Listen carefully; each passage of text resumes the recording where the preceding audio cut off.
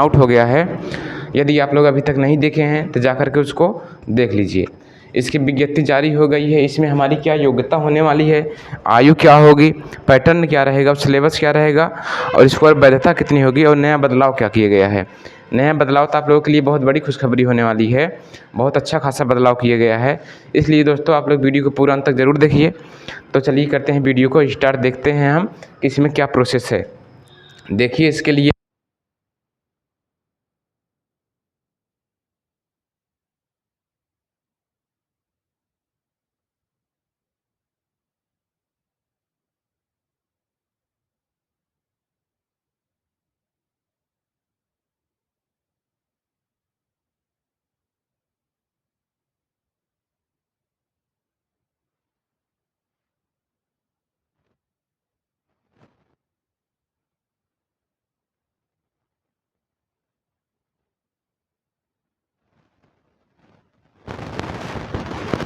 जो पंजीकरण ऑनलाइन आवेदन शुल्क जमा देखिए शुल्क प्रारंभ होने की तिथि क्या है कि आप फॉर्म को अप्लाई कब से कर पाएंगे।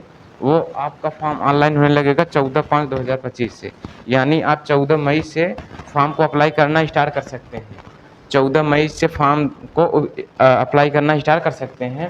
और यदि इसकी पंजीकरण शुल्क यानी इसमें शुल्क आप कब तक जमा कर पाएंगे, शुल्क पंजीकरण शुल्क जमा करने ऑनलाइन आवेदन सबमिट करने की अंतिम तिथि, यानी इसकी अंतिम तिथि 14 तारीख से स्टार्ट हो जाएगी और इसकी अंतिम तिथि हो जाएगी 17/6/2025, यानी 17 जून तक आप लोग फॉर्म को अप्लाई कर सकते हैं। यानी मित्रों कि इसमें आप लोग क्या किया गया है कि 1 महीने का भरपूर टाइम है। आप लोग इसमें जो भी कागजात वगैरह ना बने हो बनवा लीजिए और फॉर्म को अप्लाई कर दीजिए। बहुत दिन बाद यूपी ट्रिपल सीपेट का फॉर्म देखने को मिल रहा है।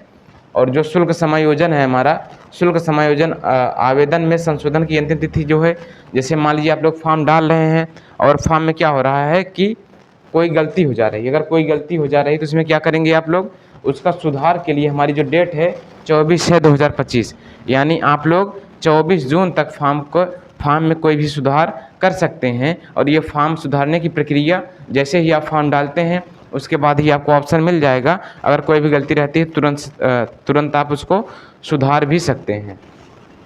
और फिर भी किसी कारणवश हो सकता है कुछ लेट हो जाए तो आप 24/6/2025 तक डेट दे दिए गया है फॉर्म करेक्शन करने की और फीस जमा करने की।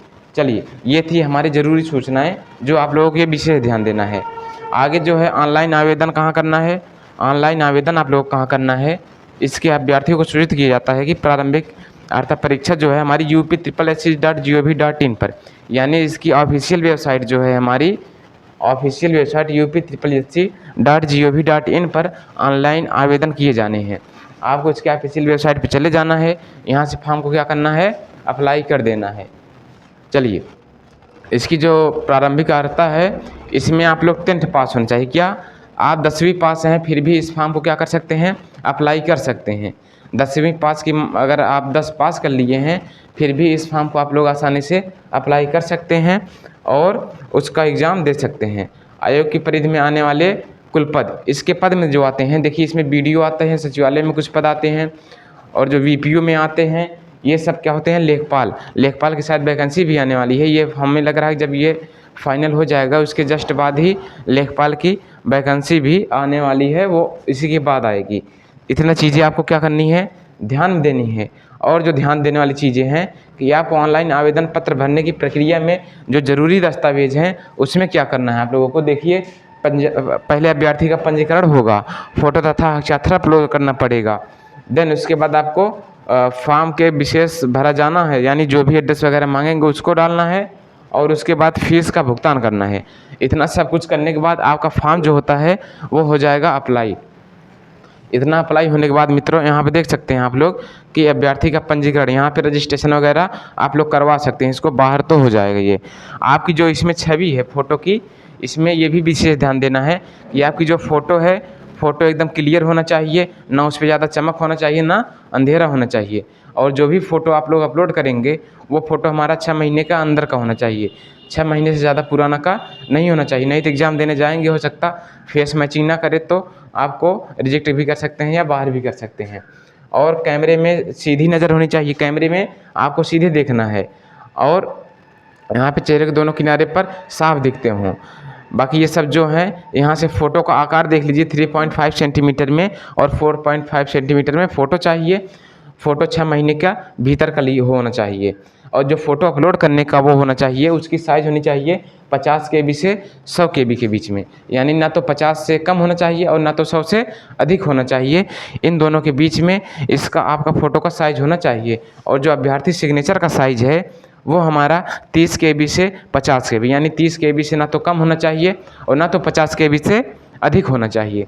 इन बातों को आप लोगों को ध्यान देते हुए फॉर्म को अप्लाई करना है। फॉर्म आप लोग अप्लाई कर लेंगे या तो बाहर से करवा लेंगे, आसानी से हो जाएगा। इतना सब कुछ होने के बाद देखिए शुल्क भुगतान की जो विधि दिया गया है, इसमें credit card, debit card, internet banking, UPI वगैरह से आप लोग क्रेडिट इसको आसानी से करवा सकते हैं। वैसे फॉर्म बाहर से ही अप्लाई करवा लेंगे तो आप लोगों का टाइम बच जाएगा, पढ़ने का मौका मिल जाएगा। चलिए देखिए, उसके बाद जो है हमारा आवेदन, जो मुख्य चीज़ें हमारी हैं, ये आपका शुल्क कितना लग रहा है। देखिए अनारक्षित यानी सामान्य वालों के लिए 160 रुपये आवेदन शुल्क है। ऑनलाइन प्रोसेसिंग शुल्क है 125 रुपये। यानी अनारक्षित यानी सामान्य यानी जनरल वालों के लिए टोटल अमाउंट हमारा कट जाएगा कितना, 185 रुपये। टोटल इसका फीस कितना है, 185 रुपये है। वहीं हमारा OBC के लिए यानी पिछड़ा वर्ग के लिए बात की जाए तो इनका भी कितना फीस कटेगा, 185 रुपये फीस कटेगा। उसके बाद हमारा अनुसूचित जाति के लिए है 95 रुपये है, और अनुसूचित जनजाति के लिए है 95 रुपये है, और दिव्यांगजन हेतु है 25 रुपये है। यानी ये हमारे क्या हैं, शुल्क हैं। कैटेगरी वाइज आपको कितना देना है। देखिए फॉर्म प्रिंट आउट उसके बाद ले लेना है जब शुल्क आप लोग जमा कर देंगे तब। अगर आयु की बात की जाए, आवेदन पत्र संशोधन तो आप लोग 24 जून तक कर सकते हैं। संशोधन आप लोग 24 जून तक कर सकते हैं। देखिए मुख्य चीज़ें जो हमारी हैं, आयु सीमा क्या है हमारी। आयु सीमा में देखेंगे कि आप लोगों क्या करना है कि 18 वर्ष से 40 वर्ष तक की आयु होना चाहिए। 18 वर्ष से 40 वर्ष तक की आयु होना चाहिए। यदि आप क्या इसमें दिया गया है, यदि आप भूतपूर्व सैनिक हैं तो आपको 3 वर्ष की वैधता यानी 3 वर्ष आपको छूट मिल जाएगा यदि आप भूतपूर्व सैनिक हैं। और यदि कुशल खिलाड़ी हैं तो 5 वर्ष की छूट मिल जाएगी। बस इसमें कुशल खिलाड़ियों के लिए 5 वर्ष, भूतपूर्व सैनिक के लिए कितना है हमारा, 3 वर्ष का छूट मिल रहा है। और जो है हमारा इसमें देखेंगे कि 15 वर्ष की छूट किसके लिए मिल रहा है, दिव्यांगजन। यदि आप कोई विकलांग है यानी दिव्यांगजन है तो आपको 15 वर्ष की छूट इसके फॉर्म के लिए आपको बढ़ा दी जाएगी, यानी उतना वरीयता दी जाएगी 15 वर्ष की।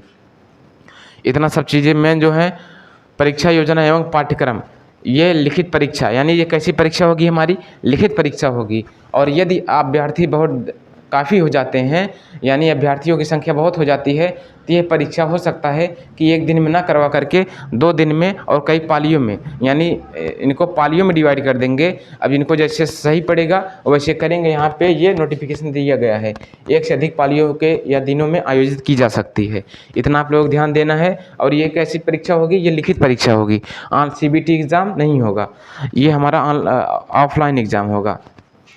स्कोर की वैधता, देखिए जो मुख्य चीज़ें हैं हमारी, स्कोर की वैधता, यही आप लोगों के लिए एक बहुत बड़ी खुशखबरी है कि जो हमारी पहले पेट की परीक्षा होती थी वह 1 साल के लिए वैलिड होता था। लेकिन यदि आप पेट में अच्छा स्कोर करते हैं तो आपका वो पेट का कार्ड जो है, पेट का सर्टिफिकेट जो है 3 वर्ष के लिए वैलिड रहेगा। 3 वर्ष पूर्ण होते ही उसके बाद आप कोई भी फॉर्म उसके माध्यम से अप्लाई नहीं कर पाएंगे।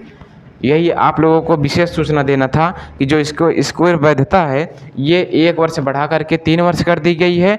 इसलिए आप लोग फॉर्म को ज़रूर डालिए और एग्ज़ाम दीजिए और अच्छे से स्कोर कीजिए। अभ्यर्थियों के लिए महत्वपूर्ण ये सब आप लोग देख लीजिए, ये सब उतना ज़रूरी नहीं है। इसमें तो आएगा जब एग्ज़ाम देना होगा, बस आप लोग पढ़ना है रजिस्ट्रेशन करते टाइम। उसके बाद हमारा देखिए सिलेबस, अब रही हमारी सिलेबस की बात। सिलेबस हम करेंगे अगले वीडियो में बात। मिलते हैं नेक्स्ट वीडियो में नए टॉपिक के साथ। जय हिंद, जय भारत।